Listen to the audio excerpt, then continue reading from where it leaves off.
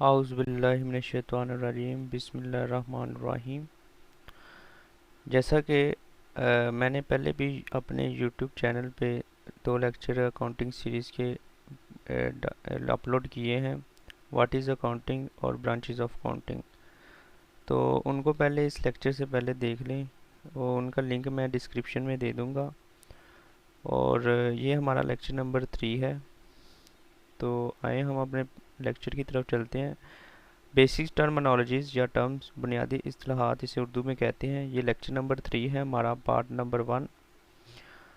Part number 1 इसलिए किया है कि उनको पार्ट 1 और 2 क्यों नहीं किया कहा, क्योंकि आज से हम प्रॉपर एक बुक की तरफ चलने लगे हैं कि कौन सी बुक हमने फॉलो करनी है और हमने अकाउंटिंग किस बुक से लेकर चलनी है। ये मेरा व्हाट्सएप नंबर है और इस पे जब मर्ज़ी आप मुझसे रब्ता करके कोई भी आपको समझ ना आ रही हो कमेंट्स भी करें, और आप मेरे इस नंबर पे मुझसे पूछ भी सकते हैं और ऑनलाइन क्लास फ्री ले सकते हैं। चैप्टर नंबर 1 है हमारा इंट्रोडक्शन का, और इसी चैप्टर से हम अपने बुक का आगाज़ करेंगे। और ये मोस्ट इम्पोर्टेंट चैप्टर है बेसिक्स के लिहाज से। असल में अकाउंटिंग में बच्चे इसीलिए भागते हैं जब उनकी बेसिक्स कमज़ोर होती है, और इसी बेसिक्स को ही हमारा मेन जो हमारा पर्पज़ है वो यही है कि बच्चे इस बेसिक्स को स्ट्रॉन्ग करें और अकाउंटिंग से भागे नहीं, अकाउंटिंग को अकाउंटिंग को सीखें और कॉन्सेप्ट वाइज चलें। तो चैप्टर नंबर 1 इंट्रोडक्शन पे है। बुक जो हम फॉलो करेंगे वो सुहेल अफजल साहब की, अजीम अकेडमी वालों की है, पब्लिश इसके। और ये इसका इंटरफेस है कुछ इस तरह होगा, न्यू जो अब नई मार्केट के अंदर आ रही है। बेसिक टर्मिनोलॉजीज़ या इसे टर्म्स भी कहते हैं, बेसिक्स टर्म्स भी इसे कहा जाता है। बुनियादी इस्तिलाहात, तो बुनियादी लफ्ज़ उर्दू से हम समझते हैं क्योंकि हमारी लैंग्वेज उर्दू में है, तो फिर आपको इस लफ्ज़ की अच्छे से समझ लग जाएगी कि जो हम आज से जिस चीज़ का आगाज़ करने लगे हैं वो असल में है क्या चीज़। बुनियादी आगाज़ को कहते हैं इब्तिदा और असल जड़। असल जड़ इसका असल मतलब है जो इधर इसकी एप्लीके मतलब अप्लाई हो रहा है, ये लफ्ज़ असल जड़ है। इसका मतलब कि असल जड़ इस्तिलाहात। इस्तिलाहात का मायनी जो है वो लफ्ज़ जिसके कोई ख़ास मायनी किसी इल्म या फ़न वगैरह के माहिरीन ने या किसी जमात ने मुकर्रर कर लिए हों। मतलब ये है कि कोई भी लैंग्वेज सीखने के कुछ लफ्ज़ होते हैं, जैसे बायो है, केमिस्ट्री है, कोई भी लैंग्वेज है, आप उसको सीखने के लिए उसके कुछ लफ्ज़ सीखते हैं। जैसे मैं एक मिसाल के तौर पर उर्दू ही कहता हूँ, तो उर्दू सीखने के लिए आपको पहले अल्फ़ाबेट उसके हरूफ तहज्जी समझनी पड़ेगी, अलिफ बे, फिर उसके बाद उसके जुमले सीखेंगे, फिर वो आपको लैंग्वेज आ जाती है। इसी तरह कोई भी ज़बान सीखने के लिए उसके अल्फ़ाबेट्स ज़रूरी है। तो टर्म्स असल में अल्फ़ाबेट्स ही हैं हर लैंग्वेज के। इसी तरह बेसिक टर्म्स केमिस्ट्री की भी हो सकती हैं, बेसिक टर्म्स बायो की भी होंगी। इसी तरह बेसिक टर्म्स जो है हमारी अकाउंटिंग की भी है। तो दूसरा मतलब फिर समझ लेते हैं इस्तिलाहात का। ऐसा लफ्ज़ या रम्ज़, रम्ज़ कहते हैं पोशीदा या छुपी हुई बातों को कहते हैं। रम्ज़ बात जिसे कायल कायल कहते हैं बोलने वाले को, और मुखातब के अलावा दूसरे लोग ना समझ सकें। मतलब दो लोग एक जगह पे बैठे हों और अगर किसी इल्म रखते हैं, किसी माहिर इल्म ने उसकी डेफिनेशन बना दी है और उसको एक इल्म बना के एक लैंग्वेज बना दी है, तो वो दो, जैसे एक मिसाल के तौर पर दो डॉक्टर बैठे हुए हैं, वो दोनों आपस में बातें कर रहे हैं, तो एक तीसरा बंदा जाके उनकी बातें सुनेगा तो उसको नहीं समझ लगेगी। क्यों? क्योंकि उनके अपनी लैंग्वेज है डॉक्टरी, उन्होंने इसी तरह की टर्म्स सीखी हुई हैं जो उनके डॉक्टर्स के माहिरीन थे, उनके मतलब आलम थे जो इल्म रखने वाले थे। उन्होंने कुछ लफ्ज़ों के मायनी डेफिनेशंस दी और वो उन डेफिनेशंस और लफ्ज़ों को जानते हैं और उन्हीं लफ्ज़ों की लैंग्वेज में बात करते हैं। तो इसीलिए तीसरा बंदा उस डॉक्टर की बातों को नहीं समझ सकता क्योंकि वो एक ख़ास इल्म जानते हैं डॉक्टरी का। इसी तरह अकाउंट्स भी एक लैंग्वेज है, ज़बान है। इसके भी माहिरीन अकाउंटेंट ने लफ्ज़ कुछ बताए हैं जिनको अकाउंट्स के अंदर यूज़ किया जाता है और दो अकाउंटेंट बैठे हों और वो अकाउंटिंग की लैंग्वेज में बात कर रहे हों, तो तीसरा बंदा उस अकाउंटिंग लैंग्वेज को जान नहीं सकता। तो आइए हम देखते हैं कि उसमें हमने बेसिक्स टर्म होती क्या इंग्लिश में एक दफ़ा देख लेते हैं। In every field of study, हर पढ़ाई के हर शोबे में some words are used with their specific meanings. तो कुछ अल्फाज जो होते हैं उनके कुछ ख़ास मायने होते हैं। These are called as terms in accounting, counting में भी also some terms are used. इसी तरह वो कहते हैं अकाउंटिंग में भी कुछ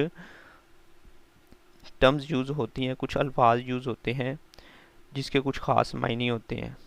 ठीक है, तो आपको, मुझे उम्मीद है कि समझ लग गई होगी टर्म्स किसे कहते हैं। बेसिक्स टर्म्स मतलब अकाउंट्स के अंदर कुछ लफ्ज़ ऐसे हैं जिनके कुछ ख़ास मायने हैं, तो उन उन अल्फाजों को सीख के आप अकाउंटिंग की लैंग्वेज को सीख पाएंगे। इसमें सबसे पहला लफ्ज़ है बिजनेस एंटिटी। अच्छा, कारोबारी वजूद, वजूद वर्ड को छोड़ दें, एंटिटी समझ लें कि शनाख्त है। अब बिज़नेस पहले समझते हैं थोड़ा सा, फिर आइडेंटिटी को समझेंगे। बिज़नेस पहले समझ लें। बिज़नेस हमने लेक्चर नंबर 1 में भी समझा है बड़ी डिटेल से, वहाँ वो लेक्चर भी मेरा ले सकते हैं, और यहाँ फिर मैं थोड़ा सा बता देता हूँ।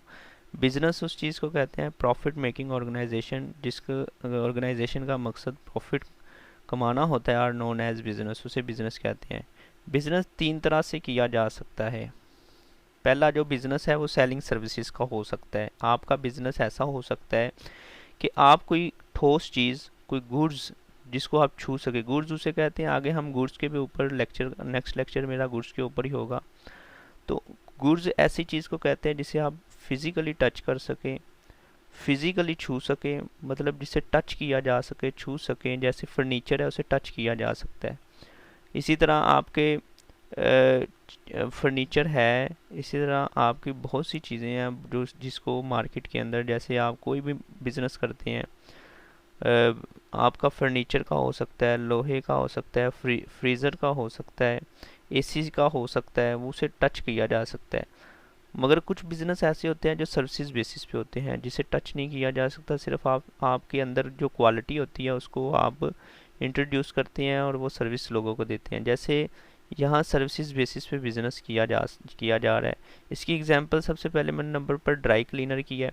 ड्राई क्लीनर जहाँ से आप अपने कपड़े इस प्रेस करवाते हैं, वो ड्राई क्लीनर वो सर्विसेज दे रहा है, कुछ चीज़ें बेच नहीं रहा, आपकी अपनी कुछ चीज़ें बेच नहीं रहा। ब्यूटी सलोन जो है, पार्लर वगैरह जो होते हैं, तो वो भी असल में कोई गुड्स नहीं बेच रहे, वो सर्विसेज दे रहे हैं। वो आप जाते हैं वहाँ और वो सर्विसेज देते हैं और उसी के आपसे वो पैसे लेते हैं। एयरलाइंस जो है, वो हवाई जहाज़ जो है, वो भी आपको गुड्स नहीं बेच रहे, तो वो आपको सर्विसेज दे रहे हैं। इसी तरह नेक्स्ट बिज़नेस जो है सेलिंग गुड्स का है। अब यहाँ गुड्स का जिक्र आया है, गुड्स मैं फिर कह रहा हूँ, थोड़ा सा यहाँ से समझ लें। गुड्स कहते हैं नेचर ऑफ बिज़नेस को, कि जिस चीज़ का आपका नेचर होता है ठोस चीज़ में, फिज़िकल, जिसको टच किया जा सके और उसका लेन देन करें, उसे गुड्स कहते हैं। आप देखें फूड सेलर्स हैं, फूड को आप टच कर सकते हैं, बेच रहे हैं और आप उनको बेच के उनसे के पैसा ले रहे हैं। तो फूड सेलर्स में रेस्टोरेंट भी आ जाता है, बर्गर शवारमे, जो आजकल बहुत फूड का काम बहुत फेमस है। ऑटोमोबाइल डीलर्स हैं, मोबाइल्स का बिज़नेस बहुत ज़्यादा है, क्योंकि आज देखें ना, मोबाइल जो है, मोबाइल को भी फिज़िकल टच किया जा सकता है। तो सर्विसेज जो होती है, वो आपके अंदर हुनर होता है, उसको उसके बराबर आप पैसा कमाते हैं, और कोई फिज़िकल चीज़ जो है उसको बेच नहीं रहे होते। गुड्स जो है उसको बेचा जाता है, फिज़िकल आप उसको देख सकते हैं, टच कर सकते हैं। इसी तरह तीसरा बिज़नेस मैन्युफैक्चरिंग गुड्स का है। आप गुड्स को बनाकर बेचते हैं, ऑटोमोबाइल फैक्चर्स, आप इसी तरह मोबाइल बनाकर बेचते हैं। फ़ैन इंडस्ट्रीज़, आप फ़ैन बनाकर बेचते हैं। शुगर मिल्स, चीनी भी आप अपने कारखाने में लगाते हैं, मिल्स बनाते हैं, तो उसके अंदर चीनी बनाते हैं। गन्ना लेकर आते हैं, उससे चीनी बनाते हैं और मार्केट के अंदर उसको सेल करते हैं। तो यहाँ मैं थोड़ा सा आपको कुछ हवाला दे दूँ। मैंने लेक्चर नंबर 2 में कुछ जिक्र किया था कि ब्रांचेस ऑफ अकाउंटिंग में फाइनेंशियल अकाउंटिंग जो हम ये करने लगे हैं, जो अकाउंटिंग हम सीख रहे हैं, फाइनेंशियल अकाउंटिंग है। इसके अंदर बनी बनाई चीज़ें जो है हम वो भी सीखेंगे, और इसके अंदर आप असल में जो बनी, इतना अभी ज़हन में रखें, क्योंकि आप जो है आपका लेवल जो है बड़ा छोटा है, तो इतना समझ लें कि आप बनी बनाई चीज़ों की ख़रीदो फरोख्त कर रहे हैं और उसी की अकाउंटिंग सीख रहे हैं। तो कारोबार असल में दो तरह से देखा जाता है। कारोबार में बेनिफिट देखा जाता है कि बनाकर चीज़ें हमें मार्केट से लाकर उसके ऊपर मार्जिन रख के उसको बेचा जाए, उससे प्रॉफिट ज़्यादा होती है, या हम खुद बनाकर बेचें। तो सेलिंग गुड्स और मैन्युफैक्चरिंग गुड्स में थोड़ा सा डिफरेंस समझ लीजिए क्यों किया जाता है। सेलिंग गुड्स मतलब बनी बनाई चीज़ें आप ले खरीदते हैं और उस पर मार्जिन रखते हैं और मार्केट के अंदर बेच देते हैं। और मैन्युफैक्चरिंग गुड्स वो गुड्स होती हैं जो आप खुद बना के मार्केट के अंदर बेचते हैं। तो अच्छा बिजनेसमैन वही है जो दोनों का एनालिसिस करता है, जिसके पास पैसा बहुत ज़्यादा है तो वो फिर मैन्युफैक्चरिंग गुड्स का भी देखता है कि मुझे फ़ायदा जो है बनाकर चीज़ें बेचने का ज़्यादा फ़ायदा है कि मैं बनी बनाई चीज़ें लाकर उसको बेचूं, उसमें ज़्यादा फ़ायदा है। तो जो उसको बेनिफिट देता है वही वो बिज़नेस स्टार्ट कर देता है। तो उम्मीद है कि ये टाइप्स ऑफ बिज़नेस समझ गए होंगे। इसी तरह फॉर्म्स है बिज़नेस की। बिज़नेस कितनी तरह का होता है? बिज़नेस 3 तरह का होता है मेन। सोल प्रोप्राइटर पहला बिज़नेस, वाहद मलकियती कारोबार। इसके अंदर वाहद मतलब एक ही बंदा मालिक होता है और एक ही बंदा इसके अंदर इन्वेस्ट करता है पैसा, और वही जो है उसका ओनर होता है। ठीक है, ये ज़्यादातर इसकी एग्जांपल रेस्टोरेंट हो गए। ठीक है, आपके इर्द गिर्द जो शॉपकीपर है, दुकानें हैं, रिटेलर जो है वो आपके ये सोल प्रोप्राइटर ही होते हैं। एक ही बंदा फर्द जो होता है उसका मालिक होता है। दूसरा बिजनेस होता है पार्टनरशिप, शराकती कारोबार। शराकत मतलब हिस्सेदारी का जो बिज़नेस होता है, दो या दो से ज़्यादा बंदे मिलकर जो इन्वेस्टमेंट करें, पैसा लगाएं और कोई बिज़नेस का स्टार्ट करें, उसे पार्टनरशिप कहते हैं। इसी तरह जॉइंट स्टॉक कंपनी है, मुश्तरका सरमाया की अंजुमन इसे कहते हैं। कि मुश्तरका मतलब इसमें स्टॉक मतलब शेयर बेसिस पे ये बिज़नेस चलता है। अगर इस पे बहस स्टार्ट हो गई तो बहुत लंबा टॉपिक चला जाने। बस इतना समझ लें कि ये कंपनी मतलब हज़ारों की तादाद में एक शेयर लोग जो है शेयर इसका ख़रीदते हैं और बहुत ज़्यादा इन्वेस्टमेंट होती है इसके ऊपर। और ये बड़ी लेवल की कंपनी बनाने के लिए, बड़े लेवल का काम करने के लिए ये स्टार्ट किया जाता है। जैसे कि गोरमे हो गई या हमारे मुल्क के अंदर कोका कोला हो गई, नेस्ले हो गई, ये सारी जॉइंट स्टॉक कंपनी है, बड़े लेवल की है और ये ज़्यादातर बनाकर चीज़ें बेचती है। तो सोल प्रोप्राइटर हो, पार्टनरशिप हो, जॉइंट स्टॉक कंपनी, तीनों किस्म के बिज़नेस में जो मैंने पीछे टाइप्स ऑफ बिज़नेस पढ़ाई है वो तीनों में जो मर्ज़ी हो सकता है। सोल प्रोप्राइटर सर्विसेज का काम भी कर सकता है, अगर उसके पास ज़्यादा पैसा है तो वो बनाकर चीज़ें भी बेच सकता है, मगर ज़्यादातर सोल प्रोप्राइटर जो है वो बनी बनाई चीज़ें लेकर आते हैं और उसको बेचते हैं। पार्टनरशिप में कुछ बंदे ऐसे होते हैं जो फैक्ट्री वगैरह लगा लेते हैं, बनाकर चीज़ें बेचते हैं। जॉइंट स्टॉक कंपनी में मोस्टली जो है बनाकर चीज़ें बेची जाती हैं। आप जैसे गोरमे हैं, आपको खुद एनालिसिस है, आप पाकिस्तान में रहते हैं तो वो खुद बनाकर अपनी चीज़ें मार्केट के अंदर सेल करती है। कोका कोला हो गया, इसी तरह नेस्ले कंपनी है, वो जॉइंट स्टॉक कंपनी है। उम्मीद है कि आपको समझ लग गई होगी। ये 3 तरह के बिज़नेस होते हैं और इनसे ही आगे सारे काम स्टार्ट होते हैं। मतलब है कि आपके सर्विसेज के काम भी इसी के अंदर होता है कि सोल प्रोप्राइटर हो सकता है सर्विसेज का काम करता हो, पार्टनरशिप हो सकता है कि आपका मैन्युफैक्चरिंग का करता हो, जॉइंट स्टॉक कंपनी जो है वो मोस्टली जो है वो मैन्युफैक्चरिंग का काम ही करती है, मतलब बनाकर चीज़ें बेचती है। अब बिज़नेस आइडेंटिटी को समझ लें। मेन जो हमारा जो बिज़नेस को समझ लिया हमने। अब आइडेंटिटी, तो अकाउंट्स की लैंग्वेज में बिज़नेस आइडेंटिटी का मतलब ये है कि आपने ओनर और बिज़नेस दोनों को अलग अलग ट्रीट करना है। ओनर है, ये मैंने एक आपको समझाने के लिए बनाया है कि ओनर और बिज़नेस ये समझ लें 2 पर्सन है। मैंने दरमियान में लाइन इसलिए लगाई है कि आप इस दोनों को दो पर्सन समझ लें। तो अकाउंट्स की लैंग्वेज में अकाउंट को समझने के लिए भी मैंने सबसे पहले इस टॉपिक को क्यों रखा है, इसी वजह से कि आपने जो अकाउंटिंग सीखने लगे हैं, आप अपने घर में बैठ के नहीं सीखने लगे। ये आप एक बिज़नेस के अंदर बैठ के और बिज़नेस के अंदर भी बैठ के आपने किस तसव्वुर से ये अकाउंटिंग करनी है वो भी समझ लें। कि आपने ओनर आपकी पर्सनल लाइफ को नहीं स्टडी करना। देखें, आप बिजनेस के अंदर आपको रखा गया है, आपको आपको जो अकाउंटेंट बनाया गया वो यहाँ बनाया गया है, ना कि आप ओनर ने आपको अपनी पर्सनल लाइफ के लिए अकाउंटेंट नहीं रखा, आपको बिजनेस के लिए अकाउंटेंट रखा है। तो आपने बिजनेस के अंदर बैठ के बिजनेस के मतलब जो लेन देन होंगे उनको रिकॉर्ड करना है, उनके खाते बनाने हैं। तो बेसिकली बात ये है कि आपने ओनर अब ओनर को दो तरह से ही आपने रिकॉर्ड करना है बिजनेस के अंदर, अदरवाइज आपने ओनर की पर्सनल लाइफ से हमें कोई कंसर्न नहीं है। ओनर को तब आपने बिजनेस के अंदर रिकॉर्ड करना है जब वो फर्स्टली इन्वेस्टेड करे। फर्स्टली इन्वेस्टेड का मतलब ये है कि या वो कैश आपको बिजनेस को दे, या वो बिल्डिंग खरीद के दे, या मशीनरी खरीद के दे। जो भी फर्स्टली सबसे पहले जो भी चीज़ वो खरीद के देगा उसको आपने रिकॉर्ड करना है। और किस नाम से करना है आपने? कैपिटल के नाम से।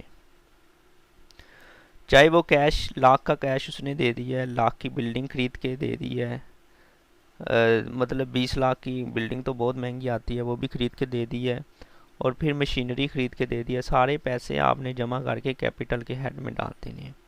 उसको बताना है कि अकाउंट्स के अंदर कि ये पैसा ओनर की तरफ से आया है बिजनेस में कैपिटल के नाम से। दूसरा, जब भी ओनर बिजनेस से पैसा निकाले अपनी पर्सनल लाइफ के लिए, अपनी पर्सनल यूज़ के लिए, तो तब उसको रिकॉर्ड करना है। वो किस नाम से रिकॉर्ड करना है? विड्रॉ। जब भी वो पैसा निकालेगा उसे विड्रॉ कहते हैं। विड्रॉ का मतलब होता है निकलवाना। उसे ड्राइंग्स के नाम से आपने रिकॉर्ड करना है। तो सिंपल फॉर्म में बात ये है कि ओनर और बिजनेस दो अलग-अलग शख्सियत हैं, समझ लें। और ओनर को आपने रिकॉर्ड उसी वक्त करना है जब ओनर की एंट्री जो है अकाउंट्स के अंदर दो ही तरह से हो सकती है। जब वो पैसा फर्स्टली इन्वेस्ट करेगा बिजनेस के अंदर, कैपिटल के नाम से लिखेंगे। जब वो अपनी पर्सनल लाइफ के लिए, अपने बच्चों की ट्यूशन फ़ी पे करने के लिए, अपने पर्सनल गाड़ी ख़रीदने के लिए, या अपना पर्सनल बिल पे करने के लिए अपने घर का, वो पैसा बिजनेस से निकालेगा, तो वो तब रिकॉर्ड करेंगे हम उसको, और वो ड्राइंग्स के नाम से हम रिकॉर्ड करेंगे। ठीक हो गया? कैपिटल समझ लें, कैपिटल सरमाया को कहते हैं। थोड़ी सी इसकी डेफिनेशन समझ लें। अच्छा, कैपिटल जो होता है, ये आप जब एंट्रियाँ करेंगे स्टार्ट, तो अभी तो मैं वैसे बता रहा हूँ कि ये तीन नाम इसके साथ लाजमी, आप एक नोट बना लें इसके, कि कैपिटल के लिए तीन वर्ड यूज़ होते हैं। जब भी ओनर स्टार्टिंग बिजनेस करता है तो वो तीन ट्रांजैक्शन क्या होती है वो भी आगे समझेंगे। बस इतना समझ लें, ये कहीं किसी जगह पे लिख लें, इन्वेस्टर, स्टार्टेड या कमेंस्ड। ये तीन लफ्ज़ जब भी आएंगे ट्रांजैक्शन के अंदर, तो आपने कैपिटल के नाम से ओनर की एंट्री रिकॉर्ड करनी है। इन्वेस्टेड का मतलब भी इब्तदाई अमाउंट जो ओनर लगाता है। स्टार्टेड का मतलब शुरू कर रहा है बिजनेस के शुरुआत पे जो पैसा लगा रहा है। कमेंस्ड का मतलब इब्तदा होता है, ये भी शुरुआत होता है। ड्राइंग्स जो होती है वो भी दो तरह की होती है। या तो ड्राइंग्स का मतलब यही है ना कि ओनर ने बिज़नेस से पैसा निकाला है, तो ड्राइंग्स के नाम से लिखेंगे। या तो ओनर बिज़नेस से कैश निकालेगा, या मैंने आगे बताया है कि जो उसका नेचर ऑफ बिज़नेस होगा। अगर वो डीलिंग करता है फर्नीचर मतलब खरीद, उसका काम है फर्नीचर को बेचना, तो वो जो गुड्स का काम करता है, असल में गुड्स उसे कहते हैं जो नेचर ऑफ बिज़नेस होता है। अकाउंट्स की लैंग्वेज में ये नहीं होता कि आप अगर गुड्स का बिज़नेस करते हैं और फर्नीचर का बिज़नेस करते हैं तो हम फर्नीचर लिखेंगे। अकाउंट्स कहते हैं नहीं, हमने गुड्स लिखना है। तो या तो आप बिज़नेस से गुड्स निकालेंगे अपने घर के पर्सनल यूज़ के लिए, या कैश निकालेंगे। तो दोनों ही सूरतों में ड्राइंग्स आपने रिकॉर्ड करना है, ड्राइंग्स। ठीक है? ये आगे बड़ी डिटेल से इसके ऊपर आपने ज़्यादा जोर नहीं देना, बस थोड़ी थोड़ी बातें समझनी है कि मैं क्या कह रहा हूँ। कैपिटल की थोड़ी सी डेफिनेशन देख लें। द अमाउंट ऑफ कैश और गुड्स, कहता है या वो रकम जो कैश या goods invested by the owner, owner की तरफ से इन्वेस्ट हुई हो।